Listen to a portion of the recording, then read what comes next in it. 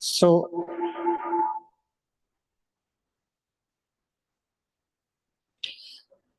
Start करते हैं।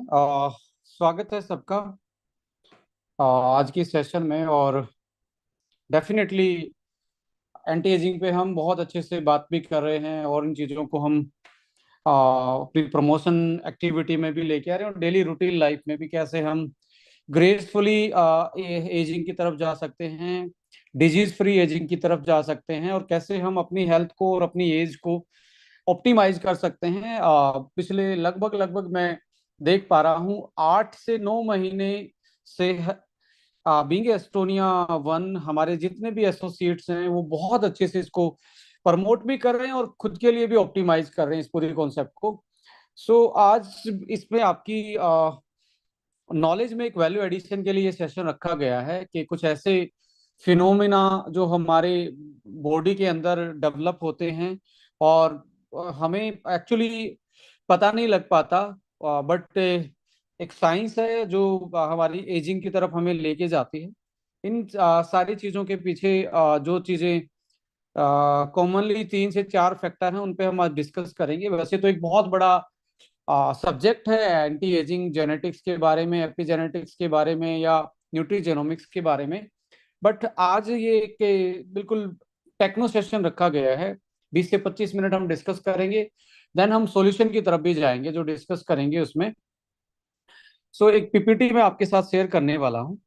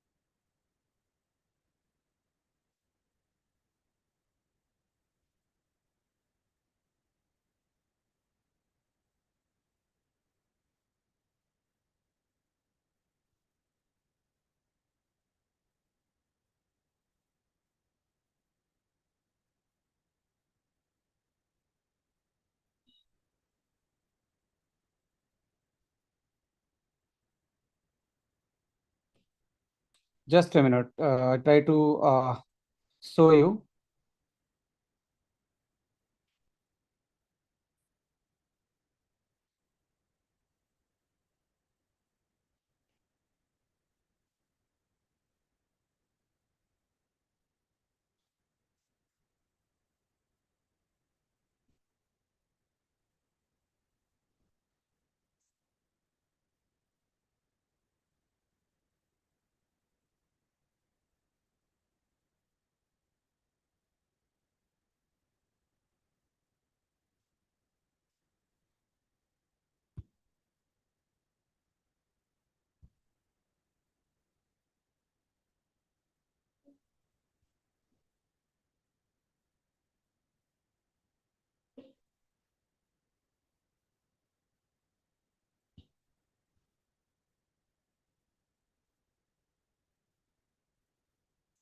1 minute का वेट कीजिए, कुछ टेक्निकल मुझे लग रहा है स्क्रीन को शेयर करने में। जस्ट ए मिनट, आप मैं बोल नहीं रहा हूँ इसलिए साउंड नहीं आ रही। 1 मिनट का मुझे टाइम दीजिए।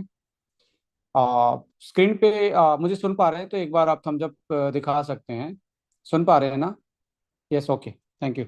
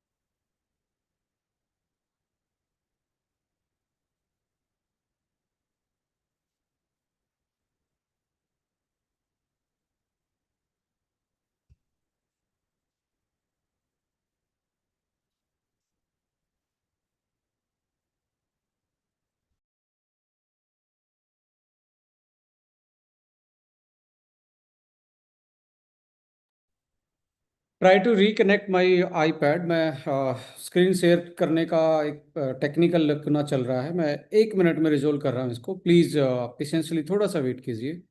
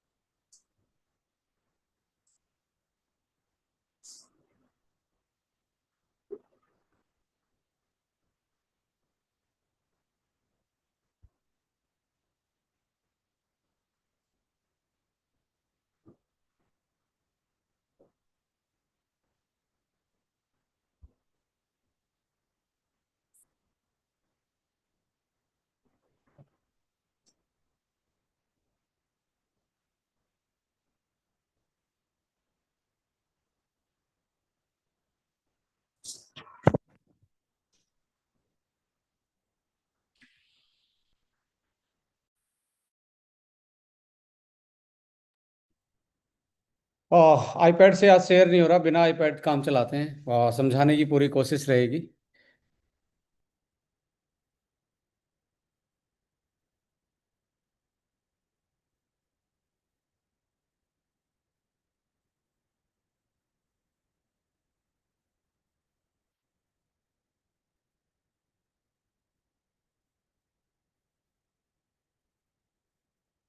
स्टार्ट करते हैं।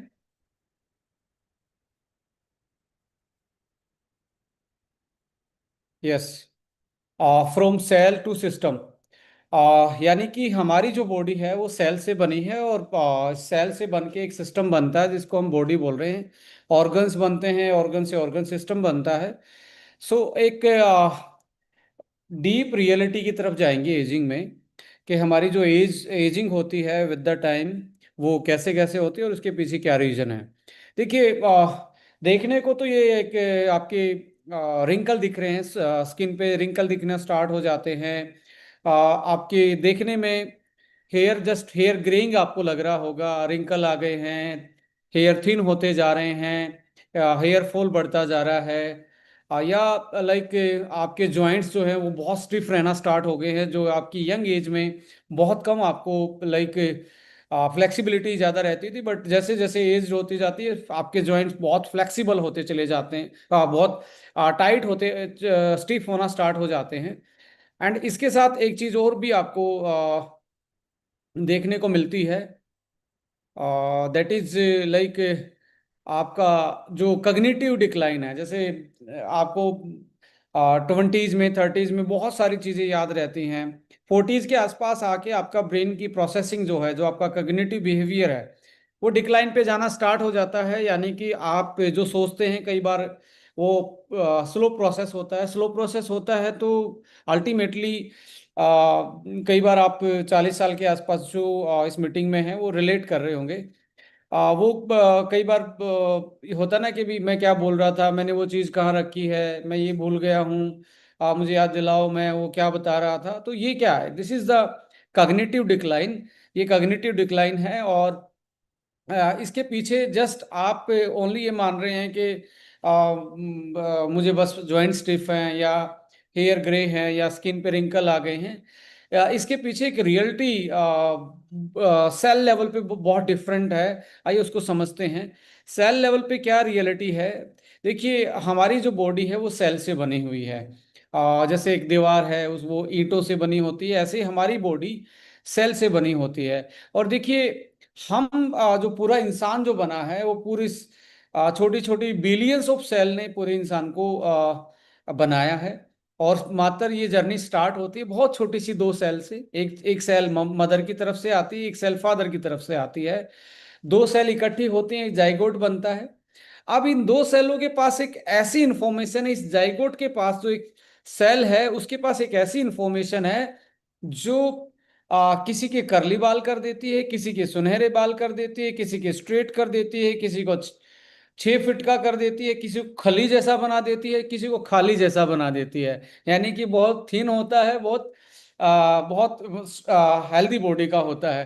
आ, किसी का गोरा रंग है, किसी का सांवला रंग है, किसी का ब्लू आईज है, किसी की ब्लैक आईज है, किसी की ब्राउन आईज है। लाइक किसी के ज्यादा हेयर, बॉडी हेयर दिखेंगे, किसी के बहुत कम दिखेंगे। अल्टीमेटली किसी का बोन स्ट्रक्चर बहुत स्ट्रोंग है, किसी का कम है। और कभी कभी ऐसा भी होता होगा कि एक बंदा सारी आदतें ठीक थी पर 50 से 60 साल की उम्र में चल बसा।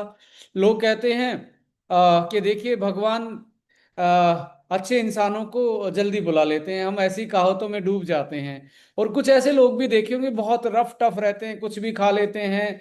Even sometime they use to take alcohol and फिर भी वो 80 80 साल तक जीते हैं। तो ऐसे पे भी आजकल रील्स का जमाना है तो रील्स बनाते रहते हैं। एक मैं रील्स देख रहा था कि किसी ने कहा कि डॉक्टर ने कहा है बंदे को कि दारू नहीं पीनी चाहिए, दारू पीने से आप जल्दी मर जाओगे। वो लास्ट में कहता है कि जो मुझे बताते थे दारू नहीं पीनी चाहिए वो सारे डॉक्टर चले गए और मैं जिंदा हूँ। ये कहानियां या ये रील्स आपने बहुत देखी होंगी। अल्टीमेटली इनके पीछे भी साइंस है। इनके पीछे साइंस ये है कि हमारी जो सेल मदर और फादर से आई थी उसके पास एक इंफॉर्मेशन थी जीने से लेके आपके जीन तक। यानी कि जीन ने कैरी किया कितनी हाइट, कितना वेट, कैसे बाल, कैसी आंखें, और अल्टीमेटली कैसी हेल्थ रहने वाली है। कुछ लोगों को अनफॉर्चुनेटली मदर फादर से ही ऐसे बैड जीन आ जाते हैं जो उनकी हेल्थ के या फास्ट एजिंग के कारण बनते हैं। और कुछ लोगों को इतने स्ट्रोंग जीन मिलते हैं, कई बार वो गलत चीजें यूज करके भी, अल्कोहल जैसी चीजें यूज करके भी लंबा जी पाते हैं। तो हम don't try to use that one. मैं इसको प्रमोट नहीं कर रहा हूं। जस्ट ये डिफरेंस क्या है, ये डिफरेंस है हमारा जेनेटिक्स कैसा हमारे पीछे की जनरेशन से हमें मिला है। इवन आप इसको कोरिलेट भी करेंगे लेडीज एंड जेंटलमैन, कि आज के टाइम पे यदि किसी को डायबिटीज है, किसी को हार्ट की प्रॉब्लम है, किसी को लीवर की प्रॉब्लम है, कैंसर जैसी बीमारी हो जाती है अनफॉर्चुनेटली, ऑस्टियो अर्थराइटिस है, रूमेटाइड अर्थराइटिस है, तो ऐसे केस में डॉक्टर भी आज आपकी काउंसलिंग में, प्राइमरी डायग्नोस में आपसे जनरल सवाल पूछते हैं कि आपकी फैमिली हिस्ट्री क्या है। पहले रिश्ते के टाइम पे आपके गोत्र वोत्र मिलाए जाते थे, आज आपके बीमारी के टाइम पे भी आपके गोत्र वोत्र मिलाए जा रहे हैं। यानी कि कहाँ से एक्चुअली में ये कॉज है। इसका मतलब ये है बीमारी आप में है, उसका रीजन खोजने की कोशिश है, डायग्नोस करने की कोशिश है। पिछली वाली जनरेशन से के पूछने का क्या मतलब बनता है। एक ही मतलब बनता है कि क्या वो जो बीमारी है किसी जीन के थ्रू कैरी होके अगली जनरेशन में तो नहीं आई है। इसलिए सम टाइम कुछ लोग 60 साल की उम्र में इतने बूढ़े हो जाते हैं और कुछ लोग 80 साल में भी बहुत उनकी एजिलिटी सही रहती है, उनका कग्निटिव बिहेवियर सही रहता है, उनका मेटाबॉलिज्म सही रहता है। ये डिफरेंशिएट क्रिएट करता है कैसे हमें हमारा जेनेटिक मेकअप है और कैसी इंफॉर्मेशन हमारी पिछली वाली जनरेशन ने नेक्स्ट जनरेशन में पास की है। जो 80 90 100 साल जी जाते हैं अच्छे तरीके से, कुछ भी खा के, कुछ भी पी के, कुछ भी लाइफस्टाइल से। इसका एक ही सीधा मतलब है कि वैसे उन लोगों को जेनेटिक लॉटरी लगा है। और लेडीज एंड जेंटलमैन, लॉटरी सभी की नहीं लगती, किसी किसी की लगती है। बट आज साइंस ने इसको पॉसिबल बनाया कि आप यदि लॉटरी भी नहीं लगती तो आप अपनी टिकट का पैसा वसूल कर सकते हो कि आपका पैसा खराब जाने वाला नहीं है। कि आज आप एपिजेनेटिक्स साइंस के थ्रू आप अपनी एज को कंट्रोल कर सकते हो, अपनी बीमारियों को रिवर्स कर सकते हो। और ऐसी जो बीमारियां कुछ ऐसी बीमारियां हैं जो जेनेटिकली हमारे शरीर में डेवलप हुई हैं, उनको भी रिवर्स किया जा सकता है, मैनेज किया जा सकता है। और हम लॉन्ग टर्म के लिए हेल्दी भी रह सकते हैं, हैप्पी भी रह सकते हैं, और चार्मिंग पर्सनैलिटी भी रह सकते हैं। अच्छी स्किन, अच्छे hair, flexible joint, vitality, hormones, अच्छी नींद, ये सारी चीज पॉसिबल हो पाई है आज एपिजेनेटिक्स साइंस की वजह से। तो मैं सभी साइंटिस्टों का भी आप लोगों के माध्यम से साइंस को भी हम नमस्कार करेंगे। आज डिजिटल जमाना है, बट जो चीजें हमारे सामने इंफॉर्मेशन के जमाने में कुछ भी आ रही है, उसको आप फिल्टर करना स्टार्ट कीजिए और रियलिटी की तरफ जाइए। So body made up of the cell, और सेल के पास एक सेंटर होता है। जैसे एक सेंट्रल गवर्नमेंट है हमारे पास, ऐसे ही सेंट्रल गवर्नमेंट हमारी होती है। सेल में न्यूक्लियस पाया जाता है। जैसे इंडिया का एक पावर हाउस सप्लाई है, इलेक्ट्रिक डिपार्टमेंट है, ऐसे ही हर सेल के पास एक इलेक्ट्रिक डिपार्टमेंट, पावर हाउस होता है, जिसको माइटोकॉन्ड्रिया बोलते हैं। वो सेल को एनर्जी देता है। यानी कि सेल एक ऐसी सबसे छोटी यूनिट है हमारी बॉडी की, जिसको आप सिंगल सेल को डायरेक्ट आंखों से नहीं देख सकते, नेक्ड आई से नहीं देख सकते, आप उनको माइक्रोस्कोप के नीचे ही देख सकते हो। इतनी छोटी सी चीज में इतनी इंफॉर्मेशन, उसके पास पावर हाउस है, उसके पास सेंट्रल गवर्नमेंट है, उसके पास पूरा एक तरीके से मशीनरी है। और वो एक सेल से इतना बड़ा शरीर भी बन जाता है, अलग अलग लोगों की शक्ल दिखती है, अलग अलग फीचर, अलग अलग नेचर, अलग अलग एज। तो ऐसे में जब हम सेल के आगे बढ़ते हैं, तो हमारा ये सेल से ही हमारा ये पूरा सिस्टम बना हुआ है। सो इसका मतलब है कि सेल की हेल्थ जो है वो बहुत बड़ा रोल प्ले करेगी हमारी है, हमारी चाहे वो हेल्थ स्पैन की बात करें या लाइफ स्पैन की बात करें। सो लेडीज एंड जेंटलमैन, की ड्राइवर्स क्या हैं, क्या एजिंग किसके कारण ज्यादा होती है? सबसे पहला एक वर्ड आता है सेलुलर सेनेसेंस। देखिए, सेलुलर सेनेसेंस को यदि आपने सही देसी भाषा में समझना है, और डायरेक्ट सेलिंग की भाषा में समझना है, तो ऐसा है कि जब ठीक ठाक सा प्याउट आना स्टार्ट हो जाता है, तो लोग रिक्रूटमेंट छोड़ देते हैं। तो क्या होता है, थोड़े दिन तो दिखता है, उसके बाद डिक्लाइन होना स्टार्ट हो जाता है। रिक्रूटमेंट नहीं करेंगे, मीन्स नई चीजें नहीं लेके आएंगे बिजनेस में, डेवलपमेंट नहीं, नया न्यू डेवलपमेंट नहीं करेंगे, तो बिजनेस धीरे धीरे कमजोर होना स्टार्ट हो जाता है। ऐसे ही हमारी बॉडी में सेल जो है, वो जब एक सेल से दूसरी सेल, नई सेल बनाना छोड़ देती है, तो उसको हम सेलुलर सेंसिस बोलते हैं। ये सेनेसेंस जो है, एक्चुअली एक कंडीशन है। वो ऐसी स्टेट ऑफ सेल की है जो उसका जो डिवाइड होना है, एक से नई सेल बनाना है, वो रुक जाता है। बट ये मरी हुई नहीं होती है, मरी हुई नहीं होती है ये, बट ये डिवाइड होना स्टॉप कर देती है। जैसे ही डिवाइड होना स्टॉप कर देती है, तो इसमें कुछ ऐसे मोलिक्यूल होते हैं, ऐसे ऐसे केमिकल होते हैं, जब वो डिवीजन बंद कर देगी, तो वो एक्युमुलेट होना स्टार्ट हो जाएंगे। एक्युमुलेट यानी कि बढ़ना स्टार्ट हो जाएंगे, और वो प्रो इन्फ्लामेटरी सबस्टांस होते हैं। तो उस सेल में इन्फ्लामेशन लोड बढ़ जाएगा, और इन्फ्लामेशन लोड बढ़ जाएगा, तो जब वो सेल डेड होगी, क्योंकि इसने भी मरना है, जब इसने डिवाइड होना स्टॉप कर दिया, तो इसकी ये मरने की तरफ चल गई है। अब मरने की तरफ चली है, तो क्या होगा? जैसे आपने बहुत सारे केलों के गुच्छे देखे होंगे कई बार। एक केला खराब हो तो सराउंडिंग के दो से चार केले को भी खराब कर देता ओवरनाइट में। ऐसी एक मरी हुई सेल, जो सेनेसन सेल थी, वो जब मर जाती है, वो इन्फ्लामेटरी मटेरियल से भरी हुई है, तो वो सराउंडिंग वाले सेल को भी डैमेज करना स्टार्ट कर देती है। और इस सेल को जनरल लैंग्वेज में, साइंस की लैंग्वेज में भी बोला जाता है जोम्बी सेल। आपने जोम्बी मूवी देखी होगी, आई थिंक सभी ने जोम्बी मूवी देखी होगी, कि एक बंदा किसी को काट लेता है, थोड़ी देर के बाद वो बंदा भी जोम्बी ही बन जाता है, यानी कि चेन रिएक्शन स्टार्ट हो जाती है। तो एक सेल ने सराउंडिंग की सेल को डैमेज करना स्टार्ट किया, तो जो सेनेसेंस सेल थी जो डेड बनी, और इन्फ्लामेटरी सेल ने सराउंडिंग को भी इन्फ्लामेटरी कर दिया। और ऐसे करके कई बार ये कैंसर डेवलप हो जाता है, कई बार ये लम्प्स डेवलप हो जाता है, कई बार ये टिश्यू की डिसफंक्शनिंग कर देता है। यानी कि आपकी जैसे एक केजी मसल है, एक केजी में से यदि मरी हुई सेल 40% है, तो आपका 60% मास ही बचा हुआ है जो एक्टिव है। तो आपकी टिश्यू की फंक्शनिंग कम होगी, आपकी स्ट्रेंथ कम होनी स्टार्ट हो जाएगी, और आपका ultimately accumulation of dead cell बढ़ना स्टार्ट हो जाएगा। बोझा, शरीर पे बोझा बढ़ना स्टार्ट हो जाएगा। एक्स्ट्रा चीजें बढ़ना स्टार्ट हो जाएंगी। उसके बाद एक्चुअली क्या होता है, यदि ये बॉडीज को बोलते हैं, यदि इसको रिप्लेस नहीं करेंगे आप, मरी हुई सेल को बॉडी यूटिलाइज नहीं कर पाएगी, तो ये दूसरी सेलों को मारना स्टार्ट करेंगे और फास्ट एजिंग को एक्सेलरेट करना स्टार्ट कर देंगे। सो अल्टीमेटली होगा क्या कि हमारी जो सेलुलर हेल्थ है, टिश्यू है, वो एक तरीके से डिसफंक्शन करना स्टार्ट हो जाएंगे।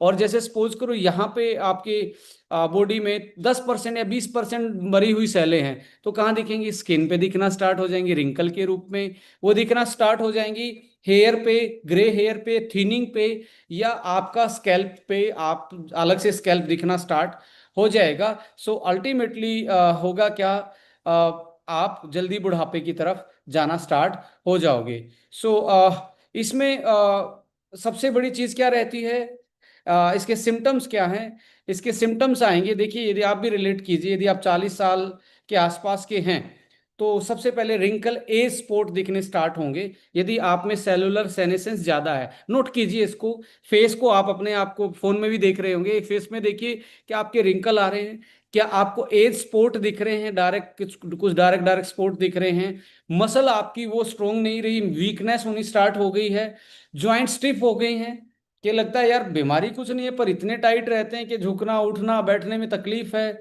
आपको टायर्डनेस रहती है, लैक ऑफ एनर्जी रहते हो। तो क्योंकि ये मेटाबॉलिज्म इसका बंद हो चुका है, इसके माइटोकॉन्ड्रिया मर चुके हैं, पावर हाउस बंद है इन सेलों का।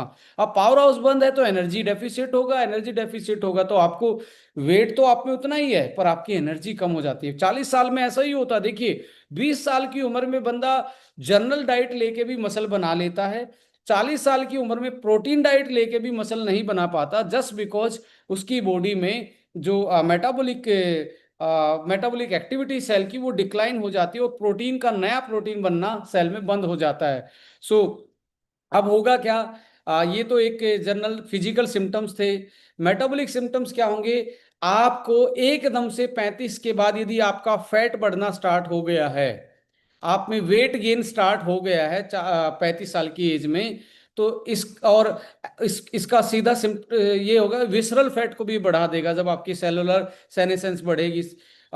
तो विसरल फैट क्या है? आपके अंदर के ऑर्गन, हार्ट है, लीवर है, किडनी है, इन पे फैट जमा होना स्टार्ट हो जाएगी। कई बार क्या होता है, बंदा दुबला पतला दिखता है फिर भी उसके अंदर की ऑर्गन पे फैट जमी हुई है, उसको ये दिक्कत आ रही है। इंसुलिन का रेजिस्टेंस बढ़ेगा। यदि आपको टाइप 2 डायबिटीज 35 साल की एज में स्टार्ट हुई है तो मान के चलिए आपकी बॉडी में डेड सेल का एक्युमुलेशन ज्यादा है as compare to the active sales.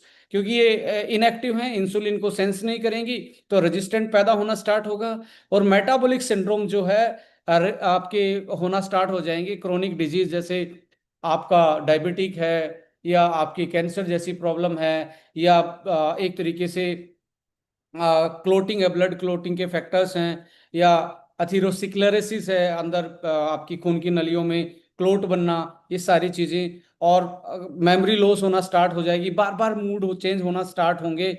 So ultimately क्या है कि टिश्यू का डिसफंक्शन होना स्टार्ट हो जाएगा। तो ये सेलुलर सेनेसेंस के एक तरीके से सिम्टम्स होते हैं जो फिजिकल मेंटल लेवल पे आपको अलग अलग तरीके से नजर आते हैं। तो ये रीजन है फास्ट एजिंग का, cellular senescence. Ladies and gentleman, इससे बचा कैसे जा सकता है? देखिए, एक टर्म होती है, उसका नाम है ओटोफेजी। ओटो मतलब खुद, फेजी मतलब खाना, खुद को खाना। ऑटोफेजी होती है जब आपकी मरी हुई सेल को बॉडी खुद यूटिलाइज करना स्टार्ट करे। यदि आपकी बॉडी अंदर से साफ सफाई का काम बंद कर चुकी है तो अल्टीमेटली मरी हुई सेल और ज्यादा इकट्ठी होती जाएंगी और आपको और ज्यादा फास्ट एजिंग और बहुत सारी बीमारियां घेरना स्टार्ट हो जाती है 35 साल के आसपास।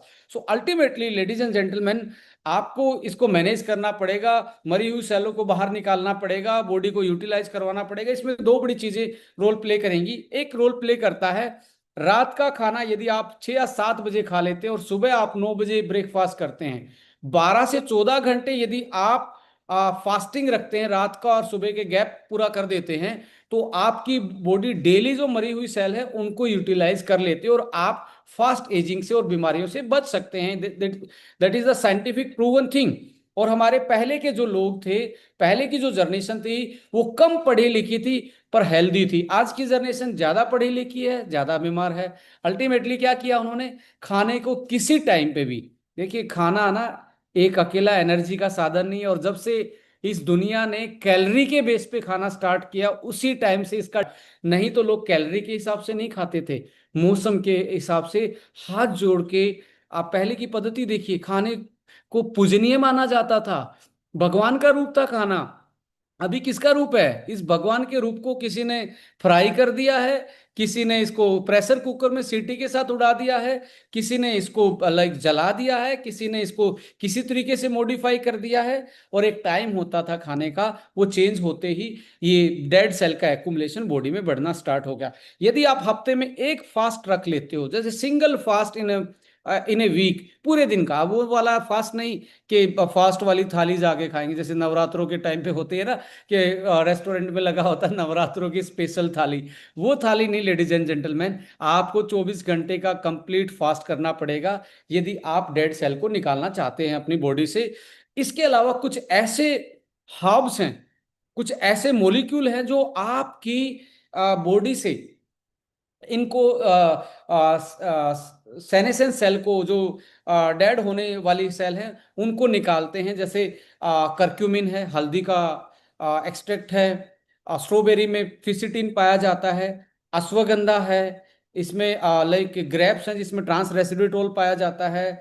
कुछ ऐसे फ्रूट्स होते हैं जो बेरीज में आते हैं, टमाटो भी इसमें से एक है, चिलीज भी हैं। तो ये जो ब्लैक पेपर है, ये इस तरीके की चीजें हैं जो यदि आप अपने डाइट में इसको इंक्लूड करेंगे तो आपकी सेलुलर सेनेसेंस कम होगी और एक्टिव सेल ज्यादा रहेंगी, हेल्दी सेल आपकी बॉडी में ज्यादा रहेगी, और बहुत सारी बीमारियों से आप बच सकते हैं। सो ये था सेलुलर सेनेसेंस।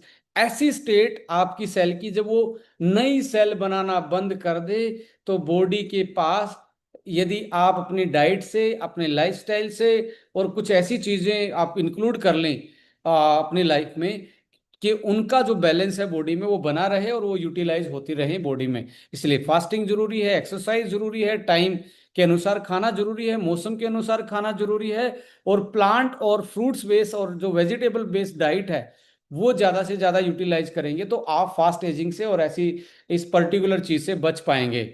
सो अगली चीज आती है टीलोमर्स। देखिए आपकी स्क्रीन पे एक फोटो दिख रहा है जो आपका जाना पहचाना है, वो है क्रोमोसोम का। आपने 10th तक बहुत इसमें जानकारी हासिल की होगी, बड़ा इंटरेस्ट भी रखा होगा कि एक्स एक्स मिलेंगे तो ये पैदा होगा, एक्स वाई मिलेंगे तो ये पैदा होगा। तो इसका मतलब ये था कि इस पे ही लिखा हुआ है लड़का होगा या लड़की पैदा होगी। पर धीरे धीरे लोगों ने इसको अपने डायग्नोस में लिया है, और फिर क्या बोलते हैं, मेल और फीमेल का जो जेंडर रेशो था वो अनबैलेंस कर दिया।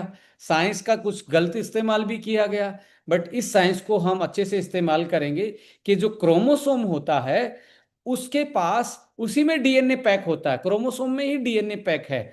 और इसके जो दो एंड दिख रहे हैं, जो दो एंड दिख रहे हैं ऐसे करके, जो दो एंड दिख रहे हैं, इसकी जो टिप होती है, इसको कैप बोलते हैं। इसको इस किप ये कैप क्या करती है, डीएनए को बाहर निकलने से बचाती है, डीएनए के डैमेज को बचाती है, डीएनए को आपस में टकराने से बचाती है। तीसरी चीज ये होती है, आपने गुलाब का फूल तो देखा होगा, गुलाब का पौधा भी देखा होगा, कि एक कलम को कट करके आप अलग से उगा दें, अलग से मिट्टी में डाल देंगे और थोड़ा पानी वानी देंगे तो पूरा गुलाब का पौधा उग जाता है। ऐसे ही हमारे क्रोमोसोम्स का जो टिप है, उस कैप को बोलते हैं टीलोमर। ये आपकी एक सेल से दूसरी सेल बनती है, तो हर डिवीजन में इसकी लेंथ छोटी होती चली जाती है, और जब इसकी लेंथ छोटी होगी तो इसकी एक सेल से दूसरी सेल बनाने की पावर कम हो जाएगी। तो ये 30-35 साल तक धीरे धीरे हमारा टीलोमर है वो शॉर्ट हो जाता है, छोटा होना स्टार्ट हो जाता है। और जब ये छोटा होना स्टार्ट हो जाएगा तो एक सेल से दूसरी नई सेल, अब नई सेल नहीं बनेगी, रिपेयरमेंट नहीं होगी बॉडी की, तो बुढ़ापे की तरफ जाएंगे। तो टीलोमर्स जो हैं वो हमारे क्रोमोसोम्स की कैप हैं, डीएनए को डैमेज से बचाती हैं, और एक सेल से नई सेल बनाने के लिए आपके क्रोमोसोम्स को मल्टीप्लाई होना पड़ता है, डुप्लीकेट बनाना पड़ता है अपना। जैसे हम अपने बिजनेस को बोलते हैं डुप्लीकेसी का बिजनेस है, ऐसे ही क्रोमोसोम्स को भी डुप्लीकेशन चाहिए। आपकी जो 23 आपके पेयर हैं, 40 क्रोमोसोम्स हैं, 23 पेयर में होते हैं एक्स वाई, तो 23 पेयर को 46 बनाने पड़ते हैं।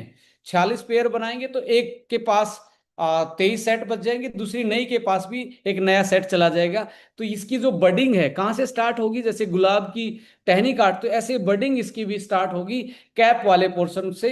इस कैप वाले पोर्शन को ही हम टीलोमर्स बोलते हैं। लेडीज एंड जेंटलमैन, जितना भी आप चीनी खाते हैं, या यहाँ पे दो चीजें ध्यान रखना, शुगर जितनी खाएंगे, व्हाइट शुगर जितनी खाएंगे, आ, आपका रिफाइंड ऑयल जितना खाएंगे, और लाइक कम नींद लेंगे, तीन चीजें हमेशा ध्यान रखना, कम नींद, रिफाइंड ऑयल और व्हाइट शुगर, इसकी लेंथ को कम करते हैं, बॉडी में ऑक्सीडेटिव स्ट्रेस को बढ़ा देती हैं। ऑक्सीडेटिव स्ट्रेस बढ़ेगी तो इसकी लेंथ छोटी होना स्टार्ट हो जाएगी और एक सेल से दूसरी सेल बनना बंद हो जाएंगी, और अल्टीमेटली सेल कहाँ चली जाएगी, सेलुलर सेनेसेंस में, ऐसी पोजीशन में चली जाएगी कि वो अनफर्टाइल होगी, फर्टिलिटी लो होगी उसकी, वो खत्म हो गई और धीरे धीरे वो डेड में कन्वर्ट हो जाएगी। सो टीलोमर की लेंथ मेंटेन करना बहुत इंपॉर्टेंट है। इसमें क्लिनिकल रिसर्च में पाया गया है कोई भी ऐसा अडेप्टोजन, यहाँ अडेप्टोजन का मतलब है आपकी बॉडी को स्ट्रेस की कंडीशन में, देखिए स्ट्रेस भी यहाँ पे मेंटल, फिजिकल एंड फिजियोलॉजिकल, तीन टाइप की स्ट्रेस होती हैं। हम यहाँ पे बात कर रहे हैं तीनों की ही। यदि आप मेंटली, फिजिकल एंड फिजियोलॉजिकल तीनों टाइप की स्ट्रेस को मैनेज कर सकते हैं तो आपका टीलोमर की लेंथ सही रहेगी और वो आपकी नई सेल बनाने में हेल्प करेगा। तो यहाँ पे आज तक सबसे ज्यादा वेल रिसर्च्ड एक मॉलिक्यूल, एक हब पे काम किया गया जो पावरफुल अडोप्टोजेनिक है, जिसको हम बोलते हैं अश्वगंधा।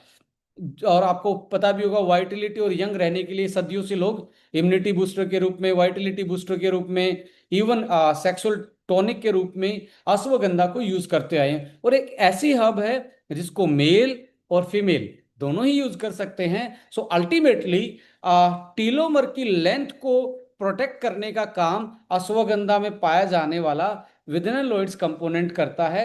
जितना विदनलोइड्स ज्यादा कंटेंट होगा उतना ही टीलोमर की लेंथ बची रहेगी, उतनी ही नई सेल बनने की आशंका ज्यादा रहेगी, और आपका सेलुलर सेनेसेंस से वो बचा पाएगी। सो टीलोमर को बचाना तो अश्वगंधा एक बहुत अच्छा हब हो सकता है। दूसरा हब इसमें करक्यूमिन है, यानी कि हल्दी है। और तीसरा इसमें ग्रेप सीड, यानी कि ग्रेप्स हैं हमारे, जिसमें ट्रांस रेसिड्यूटोल पाया जाता है। सो विदनेलोइड, curcumin and trans resveratrol, ladies and gentleman, ये तीन ऐसे मॉलिक्यूल हैं जो हमारे टीलोमर्स की लेंथ को मेंटेन रखते हैं। एक और ऐसी चीज है ओमेगा, यदि आप डेली ओमेगा ज्यादा खाएंगे अपनी डाइट में या सप्लीमेंट के थ्रू, तो आपकी टीलोमर की लेंथ भी मेंटेन रहेगी, आपका टीलोमर की हेल्थ भी मेंटेन रहेगी। लेंथ और हेल्थ दोनों ही मेंटेन रहेगी। ओमेगा का कॉम्बिनेशन ले लें एंटीऑक्सीडेंट के रूप में, कर्क्यूमिन, विदनलोइड्स और ट्रांस रेस्वेरेट्रोल, ये हमारे टीलोमर की हेल्थ के लिए बहुत बेहतरीन होते हैं। और जैसे देखिए, ये एक तरीके से खजाना है, टीलोमर एक खजाना है। यदि आपके पास जेब में पैसे कम हो जाए तो आप देख देख के यूटिलाइज करेंगे, अब ज्यादा पैसे हैं तो आप कहीं पे भी इसको यूटिलाइज कर लेंगे, कहीं पे भी आप इसको इन्वेस्ट कर देंगे। अब सेल के पास टीलोमर एक तरीके से तिजोरी थी, यदि ये खाली हो जाएगी तो वो इन्वेस्ट नहीं कर पाएगी, नई सेल नहीं बना पाएगी अल्टीमेटली, और आप फास्ट एजिंग की तरफ जाएंगे। सो यहाँ पे क्या है telomere, they are the protective caps at the end of chromosome that shorten with each cell division, हर सेल डिवीजन के साथ छोटा हो जाता है। And when they become too short, जब ये बहुत छोटे हो जाते हैं, then cell can no longer divide. So उसके बाद सेल डिवाइड होना, एक सेल से दूसरी सेल में डिवाइड होना बंद कर देती है, नई सेल बनाना बंद कर देती है, और सेनेसेंट और सेल डाई होना स्टार्ट हो जाती है। सो अल्टीमेटली टीलोमर, हमारी टीलोमर की जो लेंथ है वो हमारी एजिंग को कंट्रोल करती है। और ये कहाँ होती है टीलोमर, हमारे क्रोमोसोम्स की कैप को बोलते हैं। और ये कैप ढीली हो जाए, छोटी हो जाए, तो अंदर से आपका डीएनए में डैमेज होना स्टार्ट हो जाएगा, जीन का बिहेवियर खराब हो जाएगा, एपिजेनेटिक्स इनबैलेंस हो जाएगा, इन्फ्लामेशन बॉडी में बढ़ना स्टार्ट हो जाएगा, कैंसर जैसी बीमारी घेर लेंगी आपको, इन्फ्लामेटरी बीमारी घेर लेंगी, आपकी हार्ट की बीमारियां बढ़ना स्टार्ट हो जाएंगी, कॉग्निटिव डिक्लाइन होना स्टार्ट हो जाएगा, मेमोरी आपकी स्लो थिंकिंग जो है वो प्रोसेसिंग वो स्लो होना स्टार्ट हो जाएगी। सो अल्टीमेटली तीसरी चीज है इन्फ्लामेशन। इन्फ्लामिंग जो बॉडी है वो आज के टाइम पे देखिए, आप एक इस वर्ड को लिख लीजिए और इसको नोट करके रखिए, ये बहुत बड़ा वर्ड है। जनरली हम इन्फ्लामेशन बोलते हैं, इन्फ्लामिंग जो आपकी बॉडी में इन्फ्लामेशन जो पैदा हो रहा है, इसको इस वर्ड के सामने लिखिए, मदर ऑफ मॉडर्न डिजीज, आधुनिक बीमारियों की माँ है ये। अब इसकी वजह से कौन सी बीमारियां होती हैं आप देखिए, हार्ट की बीमारी, मेमोरी की बीमारी, डिप्रेशन, ऑस्टियो हड्डियां खाली हो जाना, सार्कोपीनिया आपकी मसल का सिकुड़ जाना, फ्रेट फ्रे फ्रे फ्रेल्टी, डायबिटीज, ये सारी क्या हैं, ये आपकी बीमारियां हैं इन्फ्लामेशन की वजह से। सो इन्फ्लामेशन कहाँ से आ रहा है? इन्फ्लामेशन फूड से आ रहा है, जो आप गलत चीजें खा रहे हैं, गलत टाइम पे खा रहे हैं, आपके पेस्टिसाइड के लोड से आ रहा है, एनवायरमेंट टॉक्सिन से आ रहा है, मिलावट से आ रहा है, कम नींद लेने की वजह से आ रहा है, ज्यादा शुगर खाने की वजह से आ रहा है, और न्यूट्रिएंट्स की डेफिशिएंसी की वजह से भी हमारी बॉडी इन्फ्लामेशन की तरफ जा रही है। सो पहले हमने डिस्कस किया सेलुलर सेनेसेंस, फिर हमने टीलोमर, फिर इन्फ्लामेशन। ये तीन ऐसी चीजें हैं जो फास्ट एजिंग हमारी एक्सेलरेट इन्हीं के कारण होती है। So a chronic and low grade inflammation that increase with the age and play a key role in development of many age related disease like Alzheimer, heart disease and diabetes. आज के time पे diabetes का कितना प्रकोप है? Inflammation की वजह से बॉडी इन्फ्लामेटरी है। जिसको बोलते हैं आजकल अल्कलाइन बॉडी और एसिडिक बॉडी। अल्कलाइन वेल्कलाइन पानी वानी से अकेला नहीं होने वाला है, आपको अपने एंटीऑक्सीडेंट बढ़ाने पड़ेंगे, डाइट में अच्छी नींद लेनी पड़ेगी, और आपकी जो खाने की टाइमिंग है और टाइप ऑफ जो फूड आप खा रहे हैं उसमें चेंजेस लाने पड़ेंगे, तब जाके इन्फ्लामेशन आपकी कंट्रोल होगी। चौथी चीज है, यानी कि ये चार चीजों के बारे में हमने डिस्कस करना था, चौथी चीज के बारे में, fourth one is the mitochondrial health. अब माइट्रोकॉन्ड्रिया क्या है? अभी जैसे आप मुझे देख पा रहे हैं तो घर में इलेक्ट्रिसिटी है, वाईफाई के कनेक्शन से हम एक दूसरे से इंटरेक्ट हैं, ऐसे ही इलेक्ट्रिसिटी हर सेल में, इसलिए तो आपकी बॉडी काम कर पाई, आप जिंदा हैं, आप गर्म हैं, आप आपका हार्ट चल रहा है, आपका ब्रेन चल रहा है, आपकी आंखें खुली हैं। सो ये सारी सारी की सारी कहाँ से होती है? हर सेल में माइट्रोकॉन्ड्रिया होता है, एक नहीं होता है। लेडीज एंड जेंटलमैन, हमारी जर्नल जो सेल हैं इसमें लगभग 300 से लेके 700 तक माइट्रोकॉन्ड्रिया होते हैं। और हमारी कुछ ऐसे ऑर्गन हैं, ऐसे बॉडी के हिस्से हैं जिनकी सेल में माइट्रोकॉन्ड्रिया ज्यादा होता है, जैसे कि ब्रेन की सेल, न्यूरो सेल में, और हार्ट की सेल में। जब आप सोते हो तब भी आपका ब्रेन चल रहा है और आपका हार्ट चल रहा है, तो इसको ज्यादा एनर्जी चाहिए चलाने के लिए, लगातार चलाने के लिए एनर्जी चाहिए। तो साइंस ने इसमें खोज की तो पाया कि इसमें जो माइट्रोकॉन्ड्रिया है ब्रेन की सेल में और हार्ट की सेल में बहुत ज्यादा नंबर में होते हैं, लगभग लगभग 10 गुना होते हैं जर्नल सेल से। इसका सीधा मतलब है कि ये ज्यादा एनर्जी सप्लाई करते हैं। तो सबसे पहले एजिंग का फर्क कहाँ दिखेगा? दिमाग पे और हार्ट पे। जल्दी सांस फूलेंगी, स्टेमिना कम हो जाएगा, नींद डिक्लाइन करेगी, नींद वो जो पहले होती थी ना बचपन में, किसी टाइम भी लेटे नींद आ जाए, आदमी 40 के बाद नींद की जो क्वालिटी है वो कम हो जाएगी। ब्रेन की फंक्शनिंग में डिक्लाइनमेंट आएगा, कग्निटिव में डिक्लाइन आएगा, मेमोरी थोड़ा सा गड़बड़ाएगी, और हार्ट पे भी प्रेशर आप ज़्यादा नहीं ले पाते 40 के बाद। इट इज़ ऑल बिकॉज आपका माइट्रोकॉन्ड्रिया का फंक्शनिंग कमजोर होना स्टार्ट हो जाता है विद द एज, जो कि एनर्जी सप्लाई करता है। So it refer how well your cell energy. आपकी सेल एनर्जी जितनी भी ज्यादा है, माइट्रोकॉन्ड्रिया फंक्शन उसी पे ही डिपेंड, वो किस पे डिपेंड करी? माइट्रोकॉन्ड्रिया फंक्शन पे। सो जब हम एज होते हैं, एजिंग होती है, तो माइट्रोकॉन्ड्रिया की एफिशिएंसी डिक्लाइन चली जाती है, यहाँ एनर्जी बनना कम हो जाती है।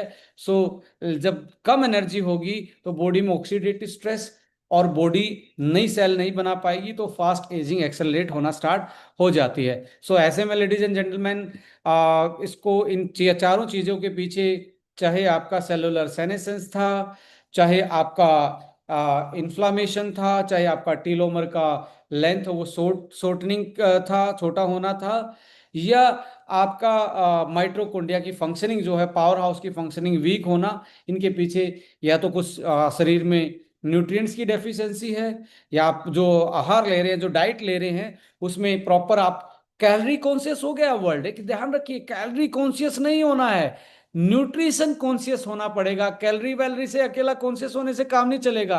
The world is focus on calories, not nutrition. So ladies and gentleman, it is a warning for you. You have to just focus on first on the nutrition, then calorie. First आपको nutrition then calorie. पहले लोग क्या करते थे, पहले nutrition फिर calorie, और ये नेचर के पास सॉल्यूशन। जितना नेचुरल खाएंगे उसमें कैलोरी बैलेंस है और न्यूट्रिशन बैलेंस है, जितना प्रोसेस खाएंगे उसमें कैलोरी ज्यादा है, न्यूट्रिशन कम है। तो अनबैलेंस है, अनबैलेंस है तो आपकी लाइफ को अनबैलेंस कर देगा, आपकी बॉडी को अनबैलेंस कर देगा, और आप में कुछ बीमारियां प्रोड्यूस करना स्टार्ट करेगा, और आपकी बॉडी फास्ट एजिंग की तरफ जाएगी। सो अनबैलेंस रूटीन है, अलग टाइम पे गलत टाइम पे उल्टा सीधा यदि आप खाएंगे तो आपकी एजिंग फास्ट होना स्टार्ट होगी। इसको भी सुधारे। रात का खाना हमेशा प्रण लीजिए। लंबा जीना है और बीमारियों से फ्री जीना है तो 7 बजे के बाद खाना बंद। तो 7 बजे के बाद एक ही खाना है, vitamin N. Vitamin N, N stand for no. मतलब बेस्ट डाइट क्या है 7 बजे के बाद? नो। नो बोलना सीखो, और आपकी एज और आपकी बीमारियां दोनों मेंटेन होना स्टार्ट हो जाएंगी, मैनेज होना स्टार्ट हो जाएंगी। टॉक्सिन का लोड है, पेस्टिसाइड है, या लाइक ऐसे फ्री फैटी एसिड हैं, या डाइट से जो प्रोसेसिंग से डैमेज होके चीज़ें आई हैं वो हैं, हैवी मेटल्स हैं, पोल्यूशन है, प्लास्टिक है, एंटीबायोटिक्स हैं। ये हमारी बॉडी में कहीं ना कहीं एक तरीके से स्टीरोड्स जैसी चीजें हैं, ये हमारी बॉडी में टॉक्सिन्स, जहर का काम कर रही हैं। और विद द एज आपका एनएडी जो प्लस है, जो एक ऐसा मोलिकुल जो एनर्जी बनाता है, उसका डिक्लाइन होना, इसके कारण आपके कुछ जीन जो हैं वो काम करना बंद कर देते हैं। उनमें से एक ऐसा जीन है जिनको सेल का गार्जियंस बोलते हैं। जैसे आप वॉचमैन रखते हो एक अपनी कॉलोनी में, अपनी कम्युनिटी में, ऐसे ही हर सेल का एक वॉचमैन है, एक गार्जियन है, उसके एक पेरेंट हैं, हर सेल के पेरेंट हैं। जैसे हमारे माता पिता हैं, ऐसे ही सेल के पेरेंट्स हैं, वो सर्ट्यून्स बोला जाता है। अब सर्ट्यून्स जो हैं, सेल यदि सर्ट्यून्स इनएक्टिव हो जाएंगे तो गार्जियंस नहीं रहेंगे, तो सेल पे कोई भी अटैक कर देगा। एक छोटे बच्चे जैसी है सेल, तो हमेशा प्रोटेक्ट करके चलते हैं सर्ट्यून सेल्स को, तो उनका डीएक्टिवेशन स्टार्ट हो जाता है। दीज आर द रीजन जो इन चारों चीज़ों को इन्फ्लुएंस करते हैं और हमें फास्ट एजिंग की तरफ लेके जाते हैं। सो देखिए, 3 लहर आती हैं एजिंग की, 3 लहर आएंगी। पहली लहर जैसे कोरोना की आई थी ना, थर्ड वेव, ऐसे ही हमारी एजिंग की भी 3 वेव हैं। पहली वेव जो है वो है 34 साल की एज में, बायोलॉजिकल पहला ऐसा बॉडी में चेंज आना स्टार्ट होता है जो फर्स्ट साइन एजिंग के लेके आता है। देखिए, आप 30 साल तक बड़े मुस्कुरा रहे थे, आप देखिए यहाँ पे एक साइकोलॉजिकल डिफरेंस भी देखिए। आप लोग जो 40 वाले हैं वो जरूर इसमें कोरिलेट करेंगे मेरे साथ, अंदर से मुस्कुराएंगे भी, हम हमारे साथ भी ऐसा ही हुआ है। 30 तक जाते जाते बंदा अपनी उम्र बताता है 26 27, बस 34 के बाद वो सीधा बताना स्टार्ट कर देता है 2 साल ऊपर की। इसलिए बताना स्टार्ट कर देता है कि भाई मैं भी एक्सपीरियंस हूं, मैं भी। 30 साल तक एक्सेप्ट नहीं करता, 32 साल तक एक्सेप्ट नहीं करता। वो जवानी में उसके हॉर्मोन्स, उसकी वाइटलिटी, एजिलिटी, कग्निटिव सब कुछ उफान पे होता है। 34 साल की उसमें उफान में एक विपरीत परिस्थिति पैदा होती है, एक वेव आती है। ये पहला, इसमें हॉर्मोन्स नीचे नीचे डिक्लाइन होना स्टार्ट हो जाते हैं, वाइटलिटी लूज होना स्टार्ट होती है।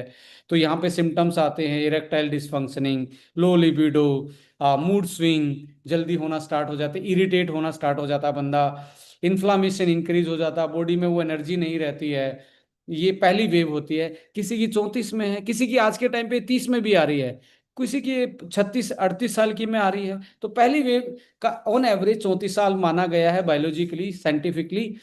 तो दूसरी वेव आती है फिर एकदम से, आप देखिए, वो आती है 60 साल की एज में। 34 से 60 साल की एज में बंदा वैसा ही चलता रहता है, थोड़ा थोड़ा धीरे धीरे डिक्लाइन होता है। पर 60 साल की एज में क्या होगा, मसल श्रिंक होना स्टार्ट हो जाएंगी, एकदम से मसल बिल्कुल सिकुड़ना स्टार्ट हो जाएंगी, फैट फैट रहना स्टार्ट हो जाएगा, मसल वीक हो जाएंगी, मेटाबॉलिज्म स्लो हो जाएगा। अक्सर लोग यहाँ पे सिंपल दलिया खिचड़ी की डिमांड करते हैं, छाछ लच्छी की दही की डिमांड करते हैं, कॉम्प्लेक्स फूड अवॉइड करते हैं, फास्ट फूड तो खाया ही नहीं जाता, पचा ही नहीं पाते। तो ऐसे में मेटाबॉलिज्म स्लो हो जाता है और मेमोरी यहाँ से फेड होना स्टार्ट हो जाती है। तो जो होते हैं ना जर्नल, उसमें रफ लैंग्वेज में बोला जाए कि दिमाग सटिया गया बुढ़ापे में, वो दिमाग नहीं सटिया आया था, वो सेल डेड हो गई थी, जिसकी वजह से उसकी प्रोसेसिंग स्लो थी। ये 60 साल की एज में एक वेव आती है। तीसरी वेव जो आती है वो बहुत ज्यादा डेंजरस है, 78 की एज में आती है। बहुत सारे तो अनलक्की लोग हैं जो यहाँ तक पहुंचे नहीं पाते। यहाँ बहुत ज्यादा मतलब डैमेज बॉडी में पीक पे होना स्टार्ट हो जाता है, इम्यूनिटी नीचे आनी स्टार्ट हो जाती है, और बहुत सारी डिजीज अपने आप बढ़ना स्टार्ट हो जाती है। किसी को कोई प्रॉब्लम, किसी की किडनी में, किसी की लीवर में, किसी की ब्रेन में, किसी की प्रोस्टेट में। तो ये लेडीज एंड जेंटलमैन 3 वेव हैं हमारी एजिंग की। अब आप देखिए, यहाँ आप प्लान कर सकते हैं 34 साल की एज में हॉर्मोन्स, इन्फ्लामेशन और अर्ली साइन एजिंग के हैं, तो ये बेस्ट एज है यहाँ से एंटी एजिंग स्टार्ट करने की। यदि आप 60 के आपके पेरेंट्स हैं, तो आपको उनको 78 तक उनका ये जो मसल श्रिंकेज है इसको बचा पाएं, मेटाबॉलिज्म को बूस्ट कर पाएं, इम्यूनिटी को बूस्ट कर पाएं, मेमोरी को सही रख पाएं, तो वो हेल्दी लंबा टाइम स्पेंड कर सकते हैं। तो और 70 78 साल की में भी रिसेंटली आप देखेंगे यंग फ्यूल किसी ने 80 साल की एज में दिया, तो एकदम से उन्होंने चलना स्टार्ट कर दिया, उनकी एनर्जी में डिफरेंस दिखा, उनकी नींद में डिफरेंस दिखा, उनकी रिकवरी में डिफरेंस दिखा, जस्ट बिकॉज वो थर्ड वेव तक चले गए हैं। एकदम से इम्यूनिटी एनर्जी इंक्रीज होती है, तो उनमें पॉजिटिव चेंज आता है। 60 वाले को देंगे तो थोड़ा सा ताकत समझेंगे, मस्कुलाइन चीजों को दोबारा से रिवाइव करने की पोजीशन में लेके जाएंगे, मेटाबॉलिज्म और मेमोरी में थोड़ा सा सुधार आएगा। तो बेस्ट क्या है, मेमोरी के टाइम पे हमेशा कॉम्बिनेशन 60 की एज में ब्रेन का और क्रिल का और यंग का बेस्ट बनता है। आप 70 की एज में आप देखेंगे यहाँ पे आपको एंटी इन्फ्लामेटरी जैसे A9 ओंको है, आपका SBTC जूस भी है, लीवर वाला भी है, वो ऐड ऑन कर सकते हैं ऐसे केस में, जो जिसमें इम्यूनिटी भी, लीवर की फंक्शनिंग भी, और लाइक एंटी इन्फ्लामेटरी चीज़ों को हम ज़्यादा यहाँ वैल्यूडेशन में लेके जा सकते हैं। सो इसमें क्या होगा, आपकी जो नई सेल बनना बंद हो जाएंगी, माइटोकॉन्ड्रिया वीक हो जाएगा जिसने एनर्जी प्रोड्यूस करनी है, इन्फ्लामेशन ज़्यादा बढ़ेगा तो बॉडी में डैमेज स्टार्ट हो जाएगा, हार्मोन नेचुरली ड्रॉप होने स्टार्ट हो जाते हैं, प्रोटीन बनना बंद हो जाता है, तो रिपेयरमेंट कम होगी बॉडी की, सेलुलर सेनेसेंस, ओल्ड सेल बढ़ना स्टार्ट हो जाते हैं और वो उनसे टॉक्सिन रिलीज होना स्टार्ट हो जाते हैं जो दूसरी सेल को भी खराब कर सकते हैं। DNA रिपेयरमेंट जो थी वो कम होना स्टार्ट हो जाती है। सो अल्टीमेटली हमें कुछ मैनेजमेंट के लिए ऐसी चीज़ें चाहिए जो ऑप्टिमम न्यूट्रिशन का केयर कर पाएं, जो हमें डाइट के थ्रू, और ऑप्टिमम लाइफस्टाइल जो डेली बेसिस पे रूटीन है उसको हम चेंज कर पाएं, और टारगेट करें इन्फ्लामेशन को और ऑक्सीडेटिव स्ट्रेस को। यदि आप इन्फ्लामेशन को और ऑक्सीडेटिव स्ट्रेस को टारगेट कर लेंगे तो आप फास्ट एजिंग को स्लो कर पाएंगे और लंबे टाइम तक हेल्दी रह पाएंगे। और टारगेट करना चाहिए NAD बूस्टर्स को। NAD बूस्टर्स आपकी बायोलॉजिकल एजिंग को, यानी कि आपके गार्जियंस को पावर देते हैं। गार्जियंस कौन है सेल के? सर्ट्यून जीन्स। गार्जियंस को एक तरीके से वो पेंशन देने का काम कर रहे हैं, इनकम देने का काम कर रहे हैं NAD बूस्टर। तो गार्जियंस के पास अच्छी खासी इनकम होगी तो वो अच्छे से वर्क कर पाएंगे, काम कर पाएंगे, अपने अपने आप को सस्टेन कर पाएंगे। इसे जर्नल हाइपोथेटिकली मैं आपको बता रहा हूँ। सो केमिकली एक अलग टाइप की रिएक्शन है बॉडी में, पर NAD जितना ज़्यादा होगा हमारे सर्ट्यून्स उतने ज़्यादा काम करेंगे। सो इस चीज़ को हमने एक ऐसे फॉर्मुलेशन के रूप में डेवलप किया है जो ये आपकी सारी चीज़ों का सॉल्यूशन कर सकती है। ऑक्सीडेटिव स्ट्रेस को, सेनेसन सेल जो डेड सेल बढ़ने का खतरा है उसको बॉडी में डिक्लाइन कर सकती हैं, उसको बॉडी से बाहर निकाल सकती हैं। एंटीऑक्सीडेंट जो आपका ऑक्सीडेटिव स्ट्रेस है बॉडी में, जो आपके टीलोमर को खत्म कर सकता है, जो माइटोकॉन्ड्रिया फंक्शनिंग को खत्म कर सकता है, वो एंटीऑक्सीडेंट आपको इस फॉर्मूला में देखने को मिलेंगे। और जो हमारे गार्जियंस को पसंद है, सेल के गार्जियन सर्ट्यून्स को, NAD वो भी बढ़ाने का इसमें है। तो अल्टीमेटली आप देखेंगे NAD booster, target ageing on cellular level, और एविडेंस बेस्ड इंग्रेडिएंट और पेटेंटेड के साथ इसमें फॉर्मूलेशन को डेवलप किया गया। सो आप बोल सकते हो इस फॉर्मूला को, इस प्रोडक्ट को यूज करके, as just a number. Because आप देखेंगे एनएमएन एनएडी ये ऐसे हैं जो एनएडी बूस्टर का काम करते हैं, सर्टिन्स को एक्टिवेट करते हैं। टीएमजी और कैल्शियम एकेजी ये सेलुलर सेनेसेंस से लेके आपके डीएनए रिपेयरमेंट का काम ये करते हैं। ट्रांसरेस्वेरेट्रोल, एल ग्लूटाथाइन कोएंजाइम क्यू10, ग्रीन टी और ये सेलेनियम जैसी चीजें ये क्या करती हैं, एंटीऑक्सीडेंट, स्ट्रेस से बॉडी को बचाती है, ऑक्सीडेटिव, तो टेलोमर को बढ़ा सकती हैं, लेंथ को बढ़ा सकती है, माइटोकॉन्ड्रिया की फंक्शनिंग को बेटर कर सकती हैं, और बॉडी में इन्फ्लामेशन को कंट्रोल करने का काम करती हैं। देखिए एएलए और सीएलए एक ऐसे टाइप के ओमेगा है, ये जो नाम दिख रहे हैं ना, एएलए, सीएलए, ईपीए, डीएचए, ये ऐसे ओमेगा है जिसमें से सीएलए जो है वो कैंसर जैसी सेल को मारने का काम करते हैं, कैंसर को मैनेज करने का काम करते हैं। एएलए जो है वो टीलोमर लेंथ के लिए बहुत अच्छा होता है। एएलए जो होता है टीलोमर लेंथ, सो एएलए सबसे ज्यादा किस में पाया जाता है, फ्लैक्सीड में पाया जाता है। ईपीए डीएचए किस में ज्यादा पाया जाता है, वो आपका पाया जाता है फिश ऑयल में, और क्रिल में तो बहुत ज्यादा होता है, जिसको बॉडी ज्यादा यूटिलाइज कर पाती है। तो ये एक तरीके से आपका टेलोमर लेंथ को बेटर करने का काम कर रहा है, और आपकी बॉडी को, आपकी सेल को रिपेयरमेंट करने का काम कर रहा है। तो ये फॉर्मूला सिंगल कोई एक एनएमएन मॉलिक्यूल नहीं है, एनएमएन को तो एक टारगेट सेंट्रिक रख के इसको प्रमोट किया जा रहा है, but there is a lot of things. अब रिसेंटली एक स्टडी में पाया गया है, एक नहीं है, बहुत सारी स्टडी, स्पोर्टिंग स्टडी हैं, यदि कैल्शियम 1 kg कोई 6 महीने से लेके 1 साल यूज कर ले, तो उसकी सेल की जो उम्र है जो बढ़ गई है 8 साल तक वो नीचे चली जाएगी, यानी कि 8 साल उसकी सेल जवान हो जाएगी। तो 8 साल तक की उम्र को अकेला 1 kg घटा देता है। एनएमएन में भी ऐसा पाया गया है कि लॉन्ग टर्म यदि आप यूज कर लें तो आपकी जो बढ़ी हुई एज है वो वापस से रिवर्स कर सकती है। ये यदि आज से, कुछ लोगों के लिए तो हास्यास्पद हो सकता है, कुछ लोगों के लिए तो ऐसा हो सकता है सर ऐसा नहीं हो सकता। Ladies and gentleman, epigenetic science ने पॉसिबल करके दिखाया है कि यस, हम अपनी बढ़ी हुई एज को वापस कम कर सकते हैं और बीमारियों को रिवर्स कर सकते हैं, और लंबा और हेल्दी हम जी सकते हैं। इसके साथ इसमें कर्क्यूमिन, स्टीरोबिलिन एंड एक फिसिटिन नाम की चीज होती है, स्टीरोबिलिन, कर्क्यूमिन एंड फिसिटिन, ये जो जो डेड सेल थी, जो जोम्बी सेल बन सकती थी, उनको निकालने का काम करती है। जैसे जो फास्टिंग में आपका काम था, मरी हुई सेल को बॉडी यूटिलाइज कर ले, सो ऐसे ऑटोफेजी का ये काम करती हैं।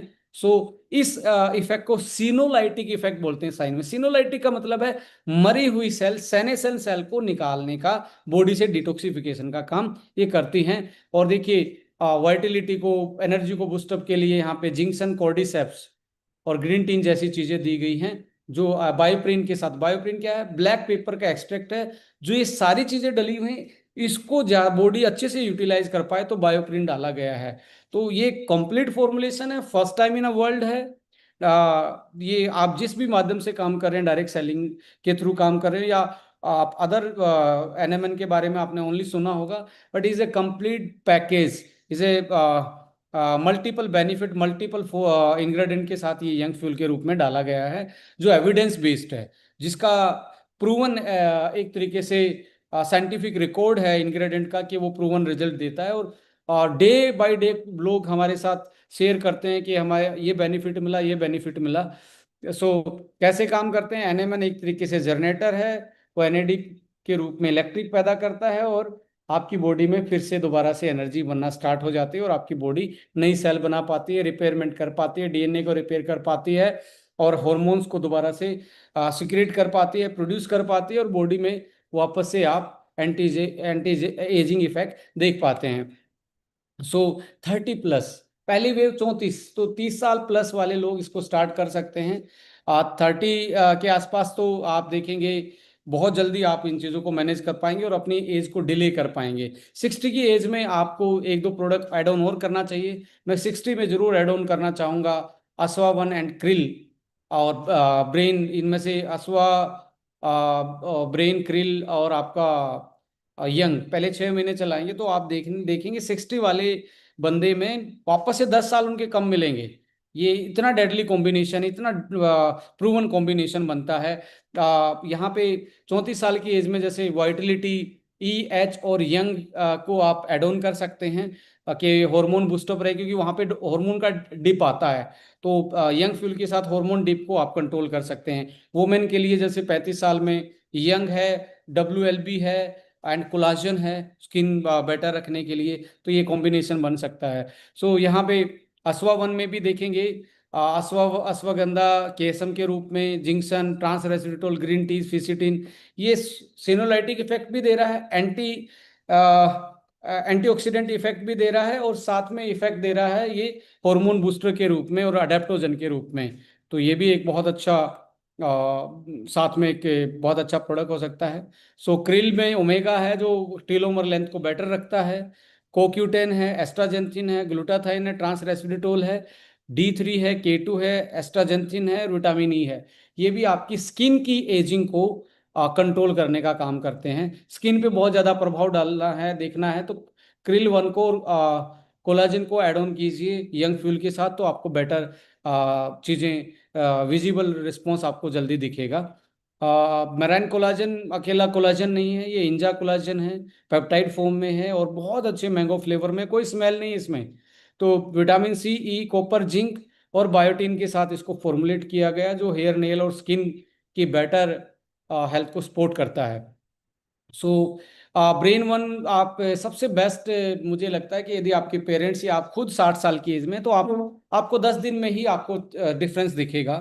ब्रेन वन ब्रेन वन के साथ आपका क्रिल और आपका यंग और असवा भी एड ऑन करने, तो बहुत अच्छा रिजल्ट मिलेगा हर चीज में आपको उस पर्टिकुलर एज में। तो यहाँ पे जिंको है, इसमें अश्वगंधा है, ब्रहामी है, गोटुकोला, ट्रिप्टोफैन, कॉपर, ट्रांस रेसिडुएस्टा, फिसिटिन, स्टिरोबिलिन, विटामिन ई, L-थ्रेओनाइन, DHA, acetyl choline, tyrosine, B6, B12, folic acid, B1, zinc, copper, selenium, ये सारी चीजें आपको इसमें मिलती हैं।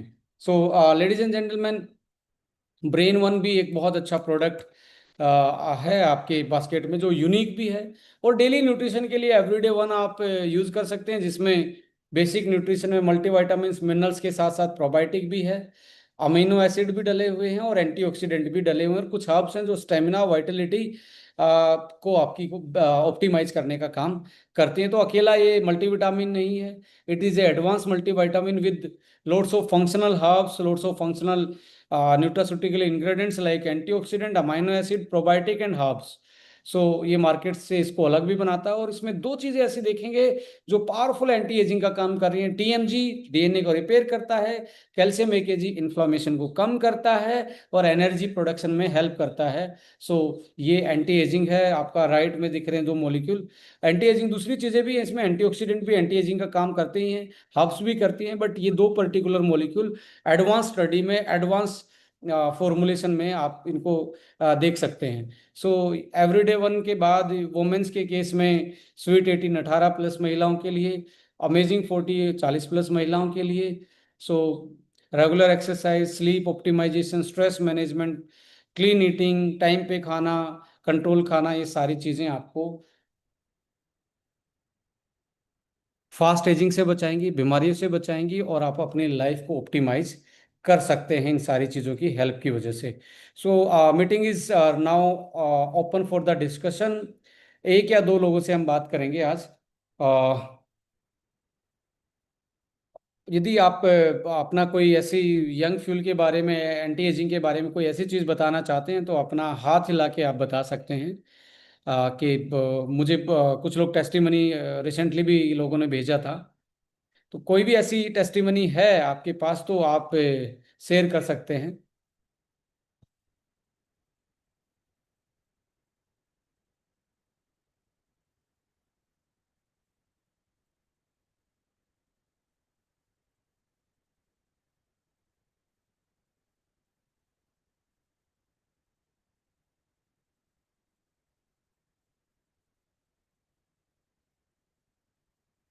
ओनली यंग के बारे में बात करनी है, अभी सवाल नहीं लेंगे आज। आ, कीर्ति किरीत राजीव भाई जी, आई थिंक, किरीत जी आपका स्वागत है। आप क्या बताना चाहेंगे? यस सर, आवाज आ रही है। जी सर। हेलो। हाँ जी सर। तो हमारी तो सर मुलाकात हुई थी सूरत में आपसे, और इसके बाद में हमने यंग फ्यूअल स्टार्ट किया था। और आज करीबन 10 दिन हुए हैं।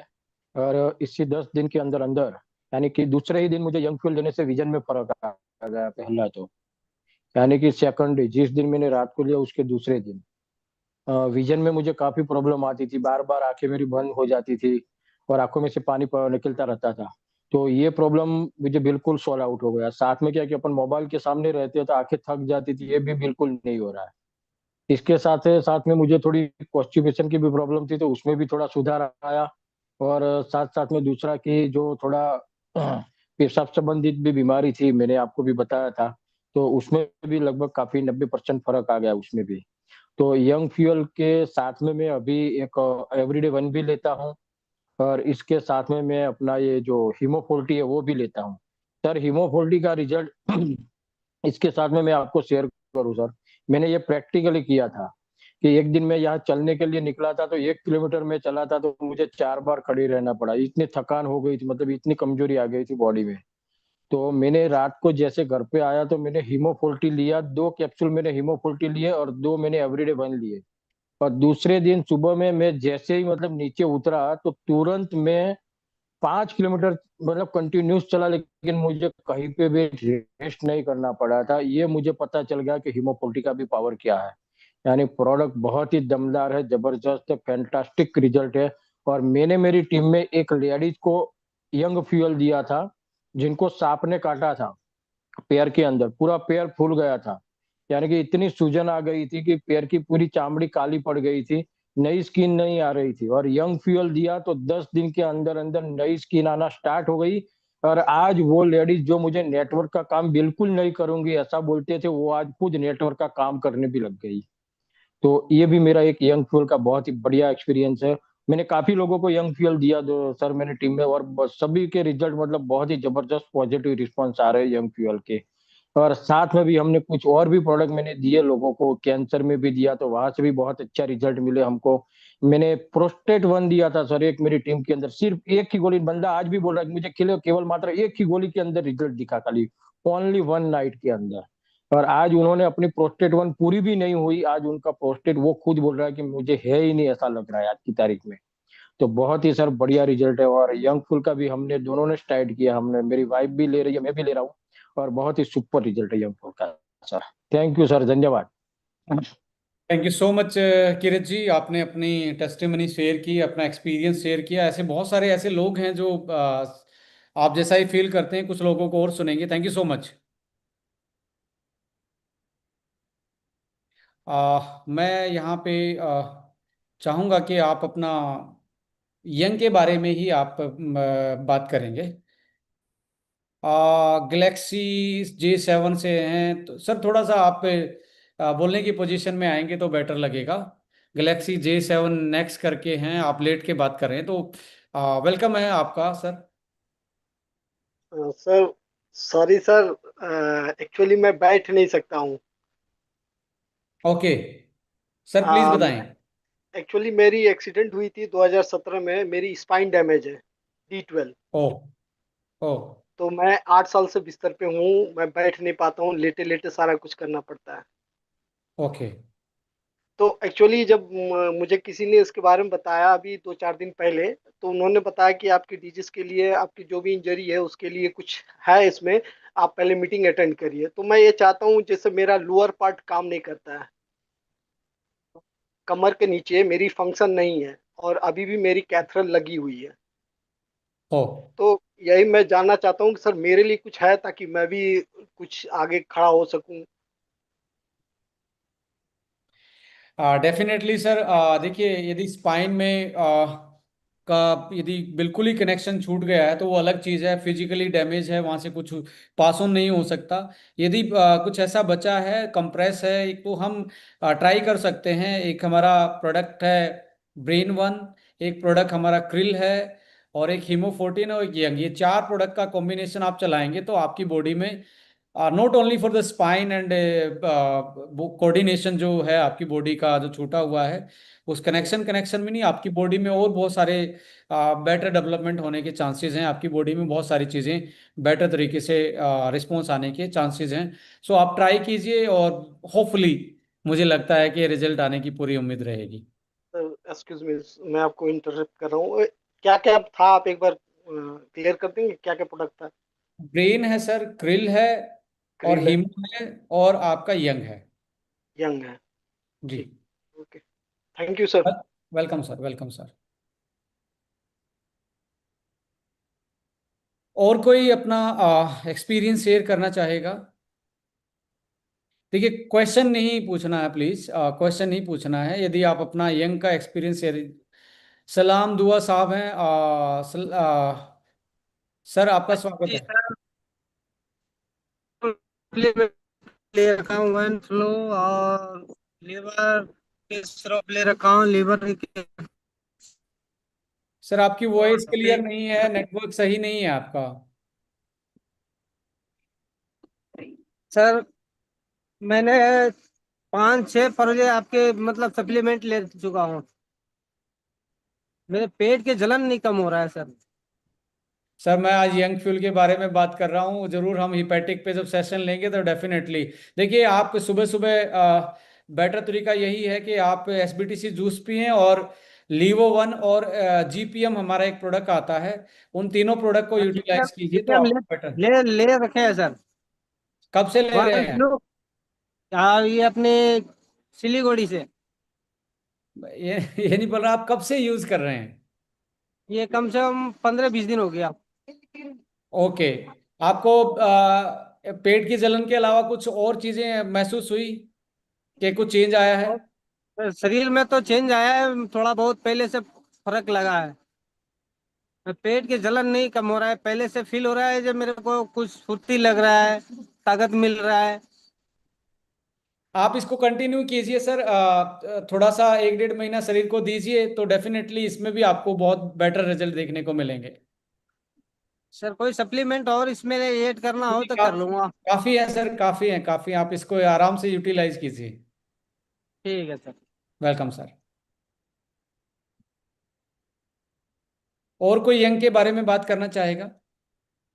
आप नीचे मैसेज लिख सकते हैं, क्योंकि अभी भी 865 लोग हैं तो स्क्रीन पे सारे नहीं आते। मनोज बिस करके हैं। मनोज जी, मैं आपको सर्च करता हूँ, आपका आया है मनोज। मनोज जी, आपका स्वागत है। आपको अनम्यूट किया गया है।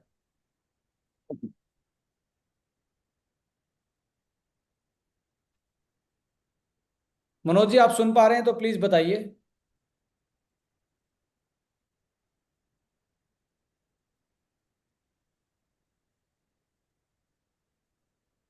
AAA HMT मार्ट, मैं एक बार उनको लेना चाहूंगा।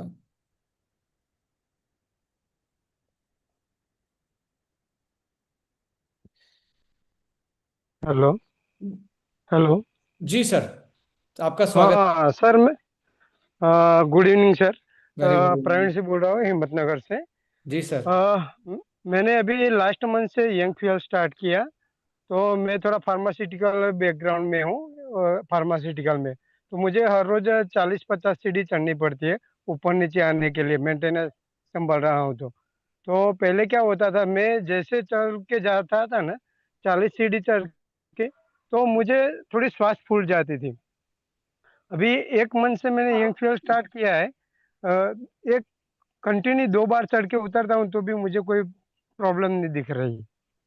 इतना जबरदस्त एनर्जेटिक रहता है। और पूरा दिन में नाइट शिफ्ट रहता है मेरा अभी जॉब का। तो मैं पूरी नाइट में 4 घंटे ही सोता हूँ और पूरे दिन काम करता हूँ नेटवर्क में और फील्ड में। तो भी कभी ऐसा लगता ही नहीं कि मुझे थकान लग रही है। यानी कि आपकी एनर्जी में सुधार आया है। सुधार आया है। मेरा एज है स्टेमिना, 45। एनर्जी बढ़ना स्टार्ट हो गया है, राइट? और एज मेरी 45 है। चलो सर, बहुत सारे लोगों को बीमारी नहीं होती, बट एनर्जी रिगेन होना स्टार्ट होती है, तो उनकी like rejuvenation, like Vitality, cognitive behaviour, नींद अच्छी होना, ये एनर्जी के साथ ही अलाइंड होते हैं। तो इनमें भी आपको काफ़ी सुधार देखने को मिलेगा। किसी ने Vivo V thank three you pro sir. के नाम से किया हुआ है, आपका भी स्वागत है।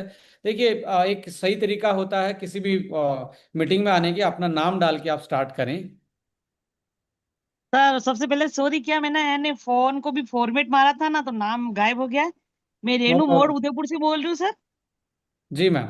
और सर मुझे 2 महीने पूरे हो गए यंगफ्यू लेते लेते। जी मेरी मैम। एज है 45 ईयर। और सर पहले मुझे नींद में थोड़ी बहुत प्रॉब्लम होती थी, नींद नहीं आती रात को। लेकिन अब भले चाहे कैसा भी कुछ भी काम हो, 11 बजी सर, और मेरी आंखें मुझे कह देती है अब तो सोना ही है। और मेरे बाल बाल भी लंबे होने लगे हैं सर। तो यंग फूल का तो लाजवाब, कुछ कह ही नहीं सकते सर।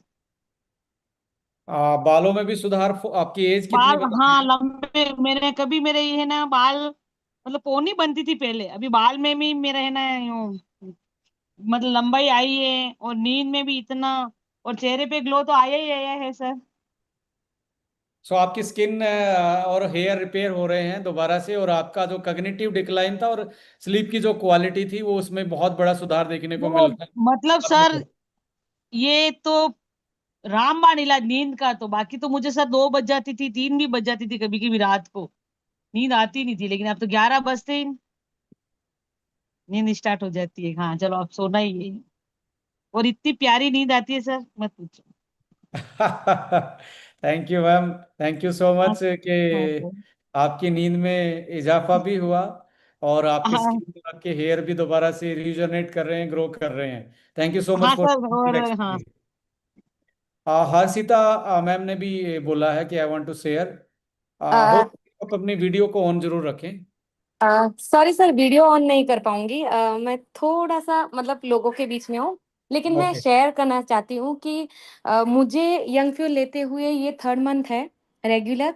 और मुझे सबसे ज़्यादा फायदा ये हुआ कि मेरा BMI बिफोर 3 मंथ 29 था, और अभी 26 है। यानी कि लगभग आपने 8 से 10 केजी वेट कम किया होगा, तब जाके ये बनी है बात। जी, मैंने 14 kg वेट लॉस किया है ओह। अपनी अपनी प्रोडक्ट से, with exercise and dieting.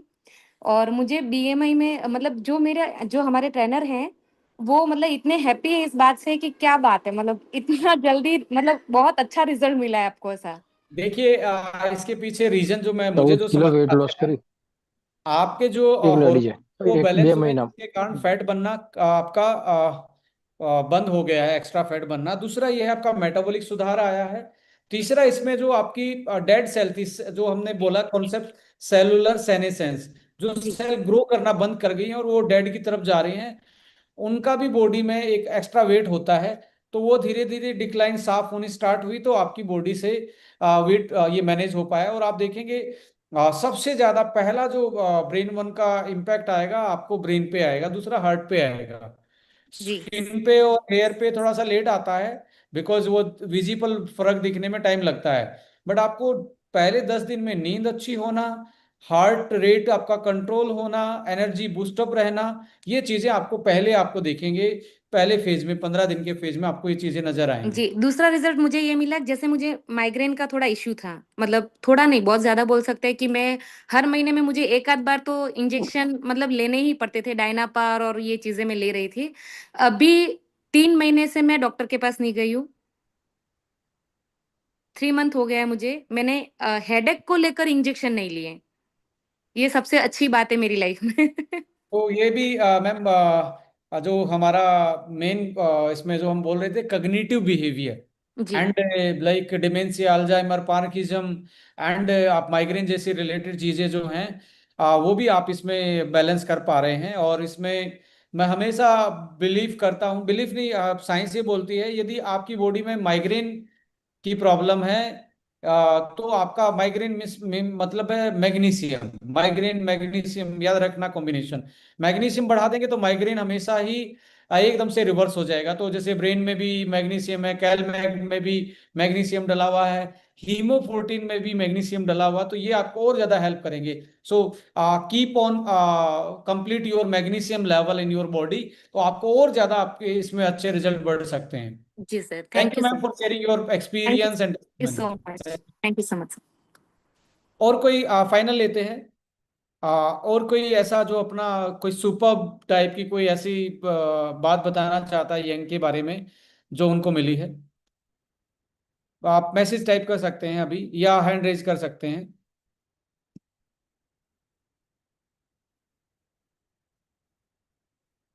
Gurmeet Singh के साथ मैं जाना चाहूंगा। सर्च कर रहा हूँ गुरमीत सिंह।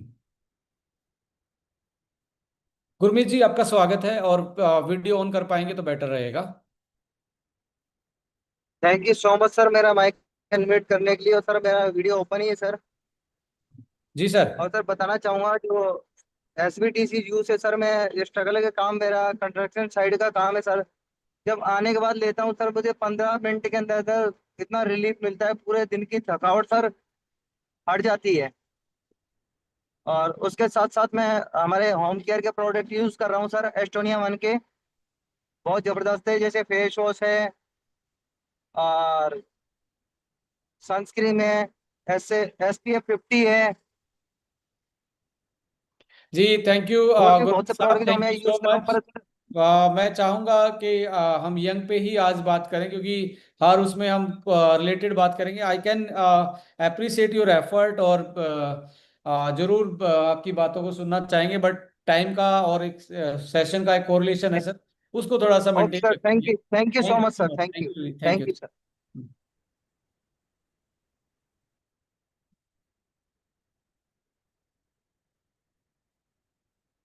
आज की मीटिंग को हम क्लोज करते हैं यहीं पे, कि आपने अपना कीमती समय निकाल के फिर से आ, एक और ले लेते हैं, फ्रॉम पी टू एवरीवन। अब समझ में नहीं आ रहा। बहुत सारे लोग हैं, अब नीचे मैसेज कर रहे हैं। रियली सॉरी आप लोगों के आज हम का टेस्टिमनी एक्सपीरियंस नहीं ले पा रहे हैं, 9:30 बज चुके हैं। बट आप जरूर एक छोटा सा वीडियो बना के हम हमें भेज सकते हैं। हम आप लोगों के वीडियो को शेयर करेंगे ग्रुप्स में, कि किसी को जिस तरीके का भी रिजल्ट आ रहा है वो अपने अपलाइन के थ्रू हमें भेज सकते हैं। तो थैंक यू सो मच। फिर से आज भी मैं देख रहा था 1000+ हो गए थे। प्लस का मुझे पता नहीं, 1000 हो गए थे।